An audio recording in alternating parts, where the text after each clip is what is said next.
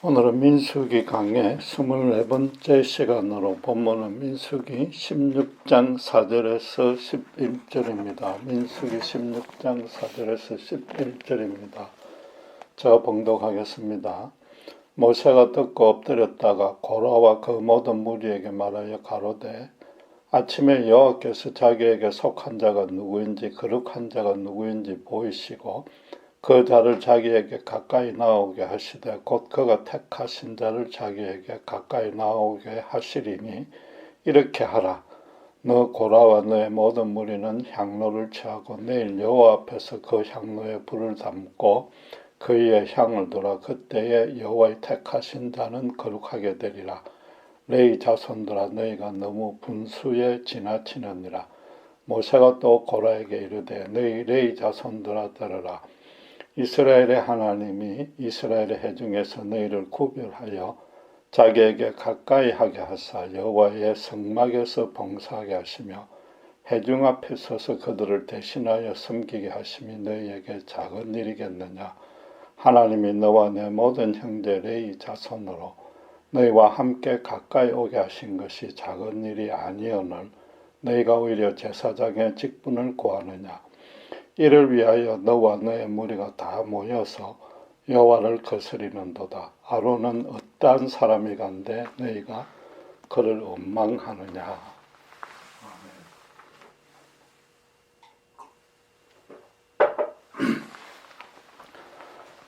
고라 일당이 이스라엘의 정치 지도자 모세와 종교 지도자 아론에게 거역했습니다. 그들이 하나님의 명령대로 자기들을 광야에서만 40년간 방황하게 이끄는 것이 도무지 마음에 들지 않았기 때문입니다. 본문은 모세가 그들에게 보인 1차적인 반응에 대해서 기록하고 있습니다. 고라당이 자기들로 스스로 여호와의 총회에 높였다고 비방했었기 때문에 여호와께서 당신에게 속한 자를 직접 구분해 증명해 보일 것이라고 선언했습니다. 모세와 아론과 고라 일당이 각기 향로를 들고 회막문 앞에 서 있으면 그럼 하나님이 누구를 택하는지 보여주실 것이고 알 수 있다고 7절에 말했습니다. 당연히 나중에 35절에 보면 여호와께서 불이 나와서 분향하는 고라 일당 250명을 소멸시켰습니다. 하나님은 모세와 아론이 당신이 택한 충성된 종이라고 온 회중 앞에 똑똑히 보여준 것입니다.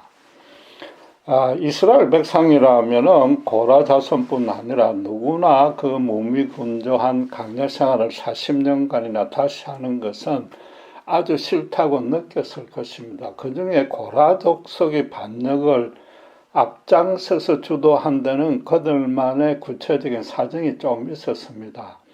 모세가 그들을 꾸짖는 말 7절과 9절에서 그 이유를 비교적 쉽게 추측이 가능합니다. 먼저 7절 끝에 모세는 너희가 너무 분수에 지나치다고 했고 또 9절에서는 성막에서 회중을 대신하여 봉사하며 섬기는 일이 너희에게 작은 일이겠느냐고 야단쳤습니다. 역으로 말하면 고라당은 자기들이 맡은 성막 봉사 일이 너무 사소해서 아무 빚도 안 나는 일이라고 여겼다는 뜻입니다. 또 그런 생각으로 아론의 직분에 도전한 것이 분수에 지나치다고 지적한 것입니다. 그러면은 그들이 맡고 있는 직분부터 무엇인지 알아봐야 합니다. 고라는 그 16장 1절에 보다시피 레위 지파 고핫의 후손이었습니다. 아직 솔로몬이 성전을 짓기 전이라서 레위 지파는 성막에서만 봉사를 했는데 알다시피 크게 두 가지 일로 나눠집니다. 첫째는 동물 희생 제사를 집전하고 성막 안에 들어가서 분향하고 대속 중보 기도하는 일이 있고, 둘째는 성막 자체를 해체하고 운반 설치하며 성막의 모든 직기를 관리하고 기타 모든 잡무를 담당하는 일입니다. 간단히 말해서 하나님께 직접 제사하는 일과 성막을 관리하는 일이 나눠지는데 직접 제사하는 일은 아론 가문이, 성막 관리는 나머지 레위 지파가 맡았습니다. 이 성막을 운반 관리하는 레위 지파도 민수기 4장에 따르면은 또 세 가문으로 나뉘고 하나님이 각기 그 맡은 일을 정해 주었습니다. 먼저 고핫 자손에게는 성소 안에 언약궤와 거룩한 떡 진설병을 놓는 상과 금잔, 등대, 금등대 같은 것을 맡겼고, 게르손 자손은 성막 자체, 말하자면 텐트죠. 그거를 맡겼고, 모라리 자손은 그 장막을 받치는 널판, 기둥, 받침 등을 운반 설치하는 역할을 맡겼습니다. 고핫 자손이 운반해야 될 것 중에 언약궤는 하나님이 임재해서 백성들의 죄를 사해주는 은혜를 베푸는 곳입니다. 그걸 상징하는 곳인데, 그래서 속죄소 혹은 은혜를 베푼다고 해서 시험자라고도 불립니다. 나머지 그 등대, 잔 같은 것도 하나님께 예배하고 그분의 신탁을 받는 데는 없어서는 안 되는 가장 고귀한 것들입니다. 그래서 성경은 민수기 4장 4절에 지성물, the most holy thing이라고 칭했습니다.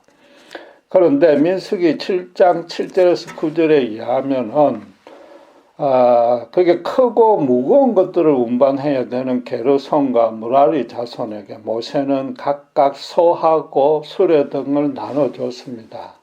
반면에 이 고핫 자손에게는 수레와 소를 주지 아니했는데, 그들은 이유를 민수기 7장 9절에 그들의 성소의 직임은 그 어깨로 매는 일을 하는 까닭이었더라고 밝혀놓았습니다.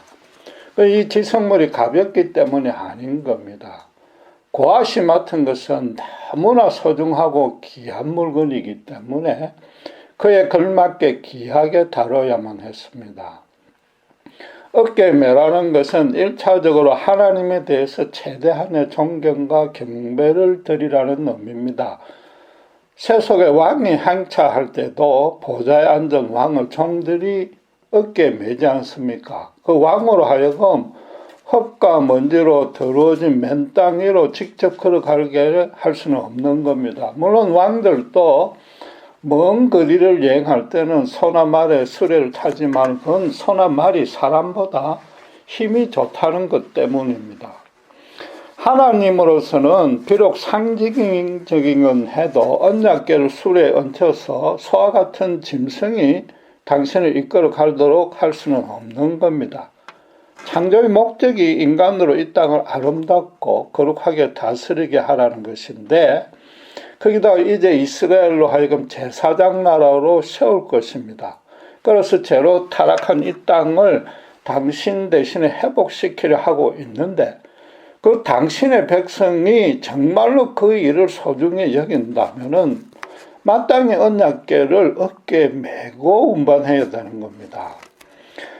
어깨 매라고 해서 백성들의 어깨 위에 하나님이 큰 부담을 지우고 백성들의 치성과 재물을 최대한으로 바치라고 어떤 강요하거나 군림하는 뜻은 그게 전혀 없습니다.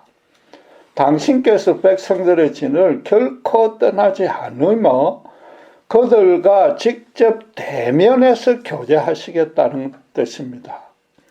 성막을 해체하고 이동할 때마저도 하나님은 이스라엘 백성과 단 1mm의 틈도 없이 한시도 빠지지 않고 밀착해서 동행하겠다는 뜻입니다. 하나님은 내가 너희를 한시도 떠나지 아니하니까, 1mm도 떠나지 아니하니까 너희도 나를 절대로 떨어지지 말고 따르라는 뜻입니다. 이 언약궤라는 것은 명칭 그대로 하나님이 당신의 백성과 맺은 언약을 당신께서 잊지 않고 있으니까 너희도 그 잠시 이동하는 순간에도 마찬가지로 잊지 말라는 겁니다. 하나님 뜻은 모든 백성이 지성물을 어깨에 메어야 하나, 레위 지파를 따로 특별히 떼내어서 대표해서 대신 지게 한 겁니다.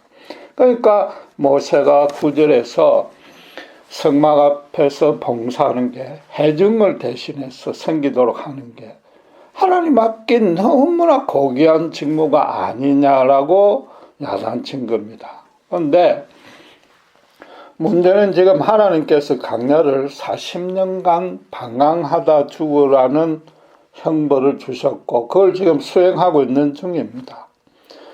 게르손과 무라리 저파와 달리 고핫의 후손인 고라 족속은 지금 일일이 어깨에 메고 걸어 다녀야 됩니다. 이스라엘은 지금 매일매일 어디로 가야 할지 모릅니다. 하나님 주권대로만 움직일 따름입니다. 구름 기둥에 떠서 앞서가면 행진하고 멈추면 진을 치고 머물러야 하는 곳, 아주 오랫동안 행군만 할 때도 있습니다. 구름이 떠오르거나 멈출 때마다 제일 바쁜 게 레위 지파들입니다. 성막을 설치했다가 분리 해체했다가 다시 설치하는 작업을 매번 되풀이해야 됩니다. 그런데 반면에 아론 가문은 아무 하는 일도 없이 성막을 다 설치해 놓으면 맨몸으로 들어와서 제사와 분향만 하면 그만입니다. 저라도 솔직히 좀 짜증나고 시기 질투가 났을 겁니다. 그리고 민수기 4장 19절 20절에 보면은 고핫 자손은 지성물을 옮길 때만 성소에 들어갈 수 있고 그것도 반드시 아론 가문의 지혜만 따라야 됩니다. 혹시라도 다른 때 성소에 들어가서 자기들이 운반해야 되는 그 지성물을 쳐다보기만 해도 그 자리에서 죽는 벌을 받아야 되는 겁니다. 그러다 보니까 자기들은 하나님보다는 아론 지파의 종들처럼 여겨질 수 있었을 겁니다.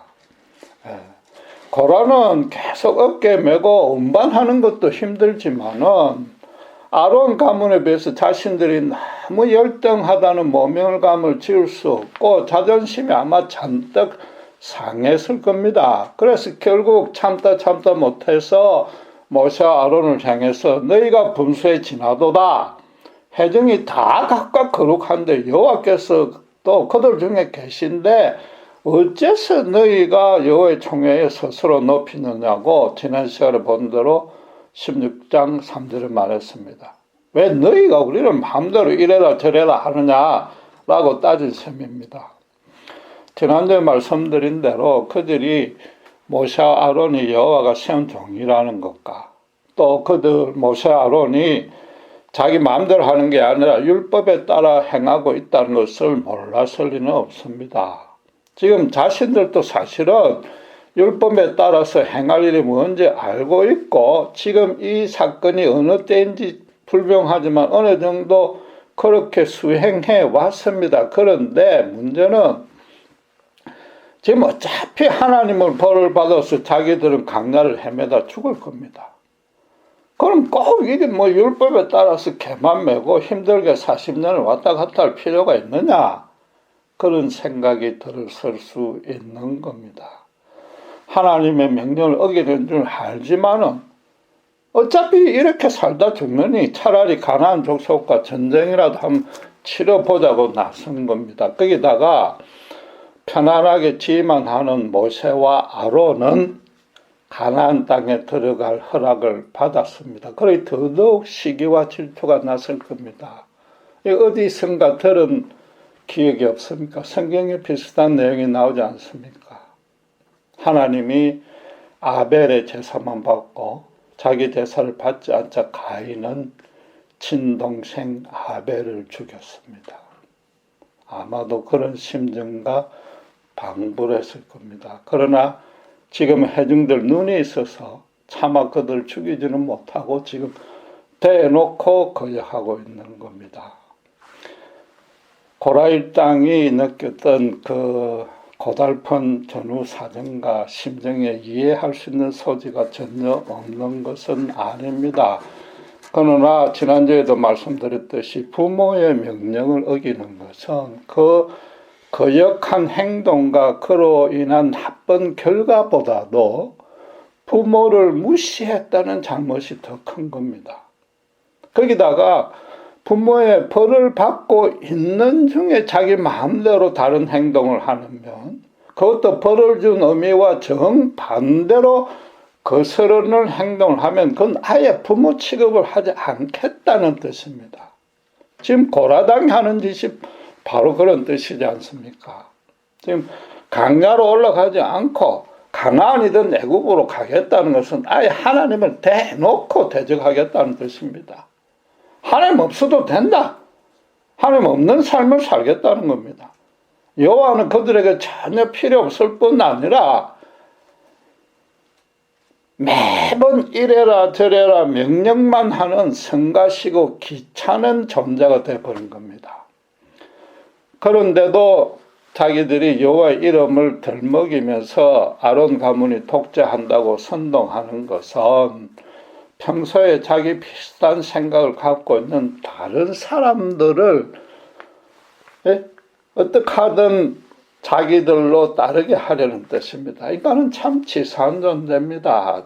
자기들이 짓고 있는 게 죄라고 하나님 거역하는 줄 알면서도 그걸 어떻게 하든 정당화하기 위해서 공범자들을 모으고 그 공범자들이 쉽게 동참할 수 있도록 아주 그럴싸한 명분을 지금 제공해 주는 겁니다. 그래서 모세가 9절에서 그들을 아주 신랄하면서도 정확하게 꾸중한 내용이 뭡니까? 너희가 맡은 일이 절대로 작은 일이 아니다. 아론 가문이 맡은 일과 대등하다고 말한 겁니다. 비록 이게 상징적인 의미이긴 하지만은, 그리고 운반할 때 여호와의 궤를 천으로 덮었지만은 직접 육신으로 언약궤와 접촉한 자는 고아 자손뿐입니다. 그들은 율법대로 아론 가문의 지시를 받아 행하기만 하면 추가적인 벌을 받지 않습니다. 반면에 대제사장은 1년에 1차 온 백성의 죄가 만약 사함받지 못하면 그 자리에서 대신 죽어야 했고, 실제로 아론의 두 아들이 잘못된 불로 분양하다가 지성소에서 나온 불로 적사하는 심판을 받았습니다. 그래서 아론 가문은 여호와의 불을 한시라도 꺼지지 않게 관리해야 됩니다. 아론 가문과 레위 지파 중에 실제로 누가 더 힘든 일을 하는 겁니까? 비유하건대 회사 사장이 육체적으로는 힘든 일을 하지 않고 그것도 비서에게 다 시키지만은 공장에서 하루 종일 노동하는 직공보다도 사장의 일이 결코 쉬운 일이 아니라는 겁니다. 훨씬 더 어렵지 않습니까? 모세가 40년 방황을 마치고 광야 생활을 해상하면서 신명기 8장 4절에 이렇게 고백합니다. 이 40년 동안에 내 의복이 헤어지지 아니하고 내 발이 부르트지 아니하는 은혜를 여호와께 입었다고 말합니다. 지금 아무리 언약궤를 메고 40년을 방황하는 거에 힘들었을지라도 고라 자손의 발가락에 물집 하나 생기지 않도록 하나님이 보호해 주셨을 것이라는 그런 뜻인 겁니다.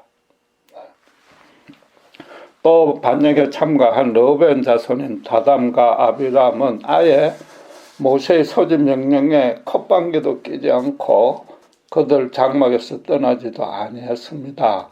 알다시피 하나님은 그들을 포함해서 고라에게 속해 반역했던 모든 사람과 모든 물건을 땅이 벌어져서 산채로 매몰당하는 벌을 받습니다. 32절 33절에 기록되어 있는데 이게 단순히 하나님의 능력이 참 대단하다, 그냥 두려워하고 치어서는 안 되는 겁니다. 모세는 30절에 여호와를 멸시한 것인 줄을 너희가 알리라고 선포했습니다. 고라 일당이 하나님을 멸시했던 모습과 그 의미에 따라서 정확하고도 공평하게 심판하실 것이라는 얘기입니다. 그들은 그 삭막하고 황량한 강야에서 무거운 짐이나 지고 이리저리 옮겨 다니는 것이 너무 싫다고 했습니다. 땅이 입을 벌려서 그들을 삼킨 이유도 그들이 지금 그 강야 땅을 싫다고 하니까 그 강야 땅도 그들이 싫다고 한 셈인 겁니다. 고라 일당 스스로 앞으로는 여호와 담을 쌓고 지내겠다고 덤볐으니까 하나님도 그들과 담을 쌓은 겁니다. 강야에서조차 한시라도 더 숨을 쉬며 살아갈 아무런 의미와 자격이 없다고 말한 겁니다. 그 자리에서 땅을 벌려서 삼켜버리는 이런 하나님의 심판을 보는 나머지 백성들조차도 그나마 강야에서 방황이라도 하게 하신 하나님의 그 깊은 뜻을 정확히 깨달아서 참된 회개의 시간을 가지라고 무려 40년간이나 유예해 준 겁니다. 이처럼 하나님은 어떤 징계와 심판도 벌을 주는 것 자체가 목적이 아닌 겁니다. 당신의 백성들로 당신의 뜻을 온전히 깨달아서 고치게 하고 그걸 보는 이방 족속들로도 하나님만, 여호와만이 인생 만사의 절대적이고도 유일하고 완전한 주관자임을 보여주려는 게 목적인 겁니다. 이 본문의 경우처럼 각자가 지은 죄의 성격에 따라서 하나님이 내리신 형벌의 모습도 각기 달라지는 겁니다. 이스라엘은 그동안 여러 번 벌을 받았습니다. 각기 맞는 벌을 받았으나 이스라엘이 제대로 해결을 하지 않고 그 땅이 싫다고 하니까 그 땅이 그냥 생매장시키는 엄청난 벌을 받는 지경에까지 이르는 겁니다.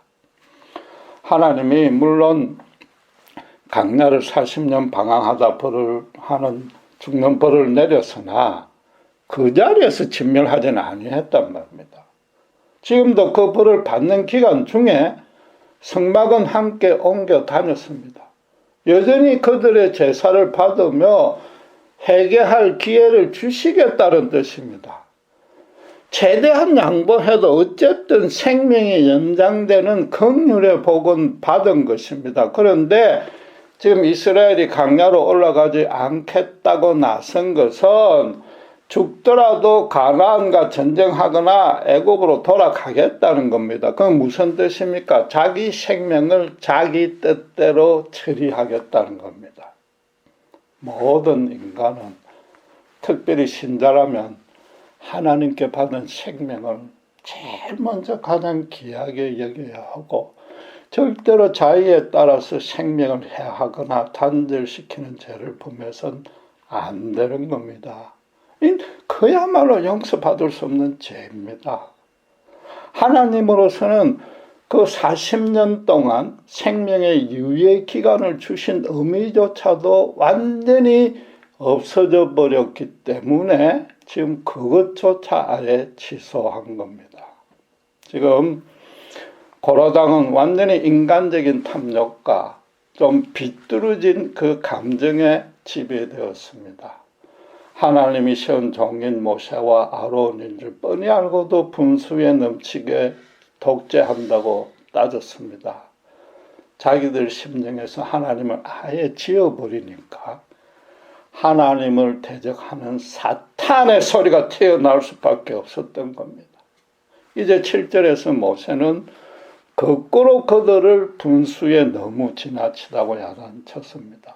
이게 마찬가지로 모세의 개인적인 판단이 아닌 겁니다. 순전한 믿음으로 하나님의 뜻에 전적으로 헌신 순종함으로 해서 모세는 그분의 말씀을 받고 그대로 대언한 겁니다.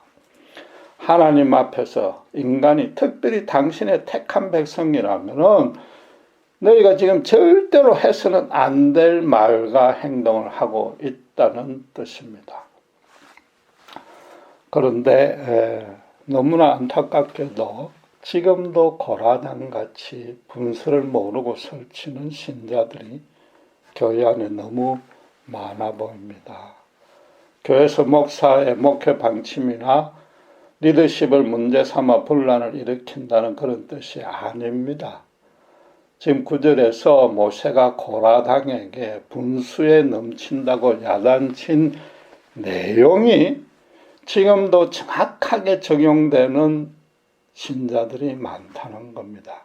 지금 모세는 고라당의 잘못을 크게 세 가지로 지적했는데 저를 비롯해서 우리 모두가 그 세 가지의 자신을 대입 점검해보고 그들과 닮은 점이 하나라도 있다면 진정으로 회개해야 됩니다.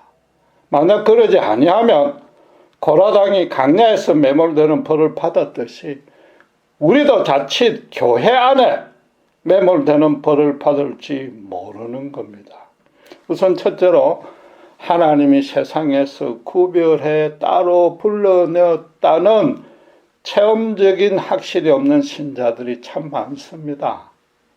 그냥 자신이 영적으로 우월해서 성경이 말하는 진리를 잘 깨달았고 수긍이 되어서 믿기로 결단했다는 겁니다. 그게 아니면 믿음이 없는 것보다는 그래도 어떤 종교라도 가지는 것이 낫다고 여기고 마침 예수를 믿기만 하면 영생을 준다고 하니까 천국 보험에 가입한 정도로 믿는 자도 많습니다. 어느 경우가 됐든지 자기가 믿기로 결단하고 교회에 출석해 주었습니다. 그래 그 믿음이 하나님 앞에 내세울 자신의 능력과 공로가 되어버렸고 교회와 목사가 시키는 대로만 하면은 자기는 하나님께 복을 받거나 최소한 액땜, 불행은 면할 수 있다는 조건을 이제 갖춰졌다고 여기는 겁니다. 죄송하지만은 많은 목회자들 또 신자들의 그런 믿음과 기대에 맞춰주려고 대놓고 교회를 잘 섬기면 생활이 윤택해진다고 가르칩니다. 세상에서 따로 불러내었다는 것은 세상 사람과 전혀 다른 방식으로 살게 하려는 겁니다. 그렇지 않으면 그냥 놔두는 거죠. 아니면 죽을 때 구원해주면 끝입니다. 모든 세상 사람들로 신자를 통해서 하나님의 영광을 보게 하려는 겁니다. 그리고 세상에서 불러내었다는 것은 또 당연히 신자를 다시 세상으로 돌려보내겠다는 것을 전제로 한 겁니다. 자기들끼리 따로 모여서 주님 어서 빨리 재림하셔서 저 세상 악인들을 다 심판하고 우리만 구원해 달라는 이단 종말주의자가 아닌 다음에는 모든 신자는 세상으로 나가야 되는 겁니다. 평일 일주일 내내 세상에서 소금과 빛으로서 있어야 되는 겁니다. 이스라엘들은 열방 앞에 제사장 나라가 되라고 가나안으로 지금 들여보내는 것이지 이스라엘만 젖과 꿀을 먹고 평안히 살라는 뜻이 아니지 않습니까?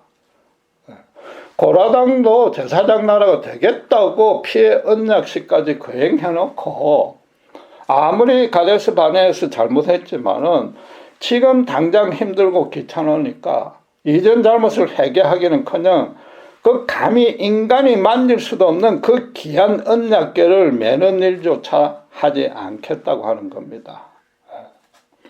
마찬가지로 오늘날 신자들도 세상에서 하늘의 씨앗으로 주님의 열매를 맺기 위해서 자기가 죽어야 하는 일에는 전혀 관심이 없는 자들이 너무 많습니다. 조금만 힘들고 귀찮은 일이 생기면 교회에서 목사가 시키는 대로 열심히 잘하고 있는데 왜 이런 권을 나에게만 주려냐고 불평하기 바쁜 겁니다. 불려나왔다는 인식이 없기 때문입니다. 둘째는 고라자손이 성막에서 봉사하는 일이 하나님 그분이 맡기신 그분의 소명이라고 말합니다. 자기들만 중노동하고 있는 것 같아서 다른 사람이나 자신이 보기에 하잘 것 없어도 그게 정말 지성을 운반하는 가장 중요한 직책이었습니다.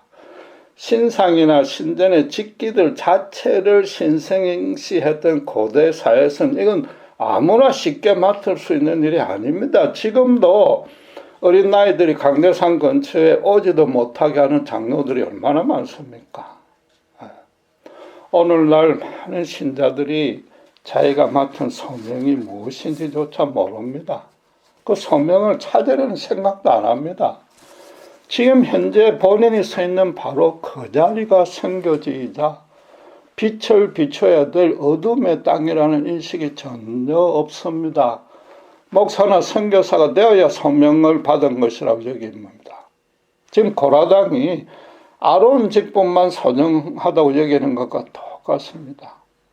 그나마 믿음이 좋은 자라고 해야 교회 안에서 맡은 봉사하는 직분 정도를 자기 소명이라고 착각합니다.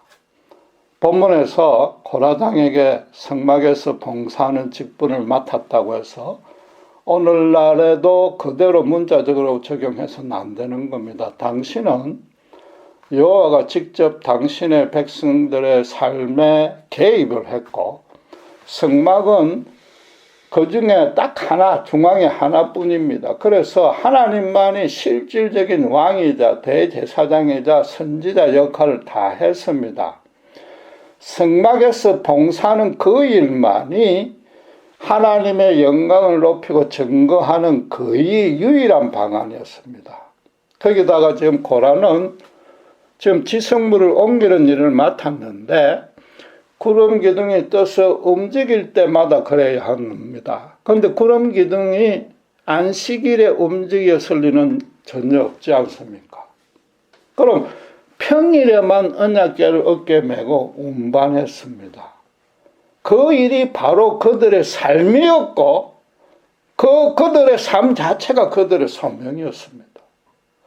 오늘날 주일에 교회에서 봉사하는 것은 지금 이 당시로 치면 아론 가문이 맡은 겁니다. 오늘날 전문 사역자들이 그렇습니다. 그렇다면 다른 모든 신자는 지금 고라를 비롯한 일반 레위 지파처럼 삶에서 거룩한 산 제사를 드려야 되는 겁니다. 평일에 세상 속에 나가서 예수님의 정권 대사로 서야 되는 사명을 모든 신자가 다 받은 겁니다. 그런데도 자꾸 교회 안에서 자기들만 복을 받으려고 하면 하나님은 그 잘못을 정확히 깨닫게 하려고 오히려 결코 복을 주지 않고 교회 안에만 묶여 있도록, 교회 생활로만 평생을 마치게 하도록, 교회가 그들을 집어삼키도록 할 겁니다. 스스로 세상에 주님의 빛을 비춰보려는 시도를 지금 교인들이 전혀 하지 아니하니까 세상 사람은 교회나 교인들로부터 주님의 거룩한 빛을 눈 닦고도 찾아볼 수가 없게 된 겁니다. 대신에 고라당 같은 탐욕과 왜곡된 종교 관습만 보이니까 자연히 예수 믿는 자들도 자기들과 똑같거나 더하다고 지금 비난하고 있는 겁니다.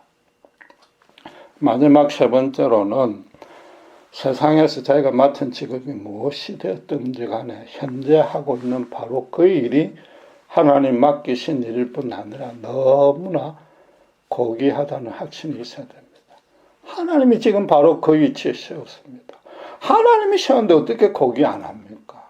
탈세, 도적, 폭력같이 불법적인 일이 아닌다 하면은 하나님의 일이고 하나님이 맡긴 일이면 무엇이든 큰 일인 겁니다. 그 일을 통해서 신자를 통해서 당신께서 받은 영광은 각기 반드시 있는 것입니다. 그래서 각자에게 서로 다른 재능과 은사를 주었고 각자 맡은 일에 우열에 있는 게 아니라 다른 은사 재능대로 그 맡은 일만 다를 뿐입니다. 일란성 상등이도 서로 다르듯이 하나님은 모든 신자의 인생에 전혀 다른 고유의 고귀한 계획으로 부르신 겁니다. 그래서 신자를 세상에 단 한 명만 있는 것처럼 1:1로 만나주시고 교제해 주시고 보호 인도해 주시는 겁니다. 신자가 현재 자기가 맡은 일을 하나님 뜻대로 충성하고 있으면 그분의 언약궤를 어깨에 메고 지금 동행하는 셈입니다. 아무리 강야같이 고달픈 세상을 평생도록 걸어갈지라도 그분은 옷이 해지지 않고 발이 부르트지 않게 해 주시는 겁니다. 그런데도 솔직히 당장 저부터도 조금만 어렵고 귀찮은 문제나 고난이 생기면 하나님을 의심, 원망, 불평하기 바쁩니다. 고라 일당도 인간적으로 동정이 가는 측면이 분명히 있었듯이 우리 또한 연약하고 어리석고 제가 아직 많이 남아서 그럴 수 있습니다. 그러나 계속해서 그럴 수는 없다는 겁니다. 그런 어려운 일들 가운데도 하나님의 놀랍고 오묘한 은혜가 풍성히 숨겨져 있습니다. 더 정확히 말하면 그런 고난과 문제에도 하나님이 나에게 맡긴 더 큰 소명이 있고 그 소명을 당신께서 함께 실현시켜야 해야 하므로 하나님이 더 원하시기 때문에 그분이 우리가 평안할 때보다도 더 큰 권능으로 반드시 역사해 주시는 겁니다. 엄밀히 말해서 아니 상식으로 못 따져서 신자가 언제 하나님께 불평 원망해도 됩니까?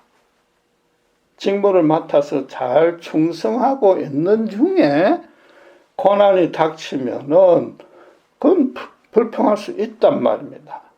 그런데 하나님 부름에 따라서 아프리카 선교하러 왔는데 왜 말라리아 같은 풍토병에 걸려 일찍 억울하게 소명도 실천 못해보고 죽게 하느냐고 따져야 되는 겁니다. 지금 하나님께 불평할 때는 모세입니다. 모세와 아론인 거죠. 신자가 지금 하고 있는 일이 정말로 하나님이 불러낸 일이고 그 일을 하고 있다면은 그 일에 관련된 고난과 문제에 대해서는 얼마든지 원망하고 불평할 수 있어야 되는 겁니다. 그런데 지금 솔직히 이야기하면은 고라당은 어쨌든 지성모를 어깨에 메고 강야를 그래도 여러 번 옮기다가 너무 고달파졌기에 지금 원망했습니다. 그럼 그들이 오히려 우리보다 나은 편이지 않습니까? 우리가 우리 믿음이 그냥 막 뜨겁고 모든 면에서 특별히 더 경건하고 어려워져야 된다고 생각하는데 그럴 필요까지 없는 겁니다. 가장 신자다운 모습은 오늘 본문 말씀대로 하나님 앞에 자신의 분수를 구체적으로 정확히 알고 그것에 지나치지 않으면 되는 겁니다. 그분 앞에 평생토록 정말로 그분의 자녀답게 겸손히 서 있는 겁니다. 그분의 뜻을 결코 무시하지 않는 겁니다. 교회에서 행하는 종교적 의식과 간섭이거나 또 혼자 집에서 경건히 기도하고 말씀 볼 때는 누구라도 그럴 수 있습니다. 그게 아니고 본문은 현실의 삶에서 그러라고 그럽니다. 모세가 고라 일당에게 분수에 지나치다고 지적한 세 가지 사항을 현실의 삶에서 자신에게 그대로 적용해야 되는 겁니다. 하나님이 나를 당신의 일을 시키려고 세상에서 나를 불러내었다. 예수님의 거룩한 모습으로 닮아가도록 그분이 나 자신을 지금 어루만지고 가꾸어 주시고 있다. 지금 내가 하는 일을 통해서 주님의 거룩한 빛을 그분이 반드시 드러내실 것이다. 하나님이 다른 어느 누구도 아니고 그 일을 나에게 맡겼고 거기에 가장 적합한 여건과 일과 사람을 지금 붙여주고 있고 그 일을 통해서 지금도 나를 통해 영광을 받고 있다. 결국은 그래서 그리스도의 장성한 분량까지 그분께서 책임지고 있을 것이다. 이런 큰 은혜 가운데 내가 서 있는 것이 얼마나 귀하고 소중한가. 평생도록 감사하고 감사해도 모자라며 기꺼이 따라갈 수 있는 것. 그게 신자의 인생의 목적이자 기쁨이 되어야 되는 겁니다. 이런 고백이 언제든지 나올 수 있어야 되는 겁니다. 다시 강조하지만 하나님이 신자에게 무슨 받을 것이 있거나 부담을 지으려는 것은 전혀 아니고 그렇게 하는 것 자체가 신자가 자신을 이해하는 것이요 심지어 신자를 높이는 길입니다. 간단합니다. 신자는 범사를 하나님이 주관하신다는 걸 믿는 게 신자입니다. 그렇다면은 범사를 그분께 의탁하고 그분께 순종하는 것만이 그분의 은혜를 받을 수 있는 유일하고 절대적인 길이지 않습니까? 이 너무나도 간단하고 자명한 이치를 우리는 너무나 쉽게 깨닫고 잊어버리고 있다는 게 오늘 본문이 말하는 바인 것입니다. 기도하겠습니다.